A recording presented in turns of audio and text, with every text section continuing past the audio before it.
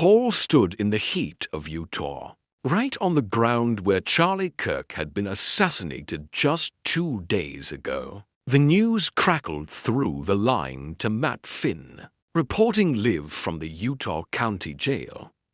But things shifted fast. Matt wasn't where we expected. Instead, he had followed a lead straight to a suburban house in Washington, Utah, just outside St. George, where the alleged shooter had been staying. In the driveway sat a gray Dodge Challenger, the same car believed to have been used during the fatal attack. Police quickly evacuated the crew, warning of concerning information. Above, choppers hovered. Something serious was unfolding. Matt described the area, a quiet, manicured neighborhood of middle to upper-class homes, now rattled by tragedy. One neighbor shared her grim acceptance, saying political violence had crept into every corner of the country.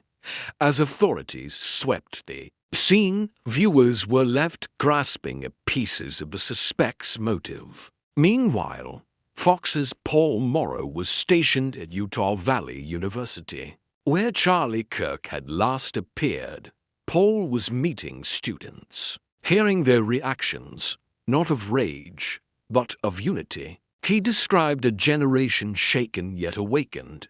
Some didn't even agree with Charlie's politics, but now stood in solidarity.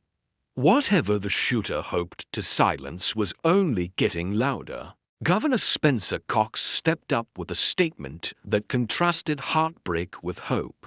No riots, no looting, no fires, no violence, he said.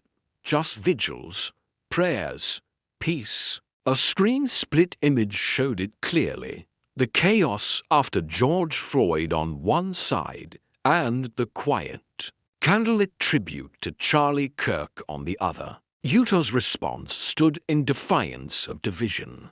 Paul Morrow emphasized the same. Students were thoughtful, articulate, and far from radicalized. Many weren't even Turning Point USA members, yet were moved enough to consider joining now. The assassination hadn't shattered Kirk's movement. It had galvanized it into something deeper and lasting. And then came the digital trail, a chilling series of messages exchanged between the suspect and a mysterious roommate. Authorities revealed mentions of a hidden rifle wrapped in a towel, engraved bullets, a drop point in the bushes, and surveillance of the weapon's location. The implication was deadly. The suspect had planned this for days. But questions now swirled around the roommate. Did they know? Were they involved? Or did they look away? History offered a warning. In past terror cases, roommates who lied or obstructed justice faced federal charges, and if any evidence connected them to the plan, this would escalate to a federal conspiracy. Paul Morrow drew a sharp conclusion. Unless that roommate cooperated fully, the line between bystander and accomplice could blur fast.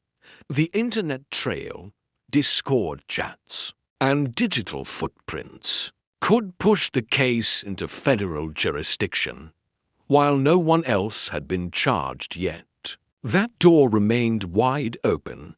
The likely outcome, a state-level death penalty trial. But beyond courts and charges, a bigger storm was brewing.